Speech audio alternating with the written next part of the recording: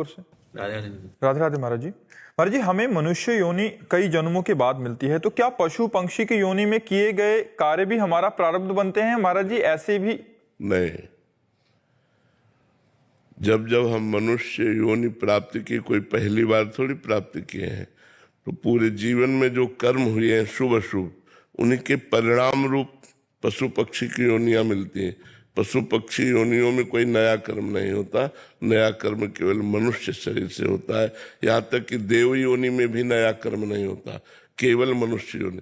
83,99,999 योनियों में केवल मनुष्य योनि 84 लाख की जो पूर्ति करती है, यही एक नया कर्म कर सकती है, और कोई योनि नहीं कर सकती। जितनी भी योनियां हैं सब कर्म भोग योनियां हैं, और ये कर्म कमाने का अवसर ना, इसीलिए कहा जाता है होश में रहो, गंदे कर्म मत कमाओ, अच्छे कर्म करो, बुरे कर्मों का त्याग कर दो। सबको शराब पीना छोड़ देना चाहिए, मांस खाना छोड़ देना चाहिए, जीत कीड़ा जुआ खेलना छोड़ देना चाहिए, पर स्त्री गमन छोड़ देना चाहिए, इसी से चोरी छोड़ देना चाहिए। अगर ये आचरण छोड़ दिए तो बढ़िया तुम्हारा जीवन हो गया, बढ़िया मंगल में जीवन हो गया। प्रथम बार अगर मनुष्य योनि मिली है? नहीं, प्रथम बार नहीं मिली, लाखों करोड़ों अरबों बार हो चुकी है, लाखों करोड़ों अरबों बार हो चुकी है। प्रथम बार तो जब सृष्टि रची गई थी तब होते, अब तो उसमें जाने कितने कल्प व्यतीत हो गए जी। सुधा जी। राधे राधे महाराज जी। महाराज जी, आप कह रहे हैं कि आपके माता पिता का दोनों का स्वर्गवास हो गया है, बट महाराज जी ये उनसे बहुत लगाव करते हैं, तो बार बार उनकी याद में उनको भोग अर्पित करते हैं, तो कहीं और या कुछ भी अगर उनको अर्पण करते हैं, उनको याद करते हैं, तो ऐसे में उनकी यात्रा में कोई विघ्न तो नहीं मैं डाल रही, या मेरा कोई आप वो भगवान मानकर कीजिए, भगवान मानकर कीजिए कि आपके माता पिता साक्षात भगवान है, तो वो सब कुछ भगवान को प्राप्त होगा और भगवान से उनको प्राप्त हो जाएगा। जो भी सेवा करती हैं, जो भी भगवत आचरण करती हैं, वो सब भगवान को समर्पित कीजिए। तो भगवान को समर्पित करने से भावना है आपके माता पिता के मंगल की, उससे उनका मंगल हो जाएगा।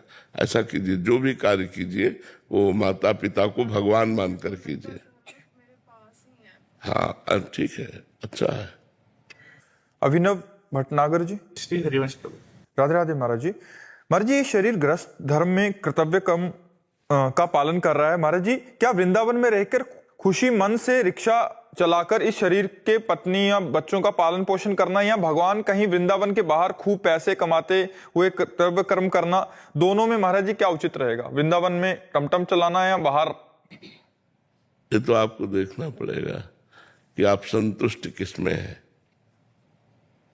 वृंदावन में रिक्शा चला करके या पोछा लगाकर, झाड़ू लगाकर, लेबरी करके, कैसे भी हम धाम वास कर रहे हैं, ये तो बहुत बड़ी उत्तम बात हुई है।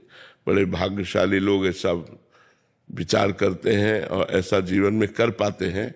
पर यदि ऐसा नहीं है तो हम भगवान के हैं, अंदर से भगवान के भाव में भरकर हम कहीं भी देश विदेश जहाँ भी रहें अर्थ कमा रहे हैं धर्म पूर्वक, और अपने परिवार का पोषण कर रहे हैं और नाम जप कर रहे हैं और भगवान के आश्रित हैं, वही गति मिलेगी जो वृंदावन में वास करने से मिलती है। पर वो सर्वोत्तम भाव किसका प्रश्न है? सर्वोत्तम भाव तो यही है जो आपने पहला रखा।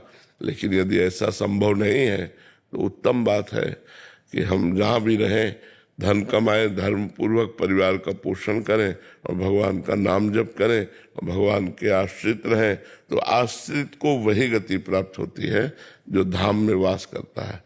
एक ने धाम का आश्रय ले लिया और एक धाम वास कर रहा है, तो धाम के आश्रय वाला चिंतन जोर का करता है धाम का, और नाम जप करता है, भगवान से विनय करता है,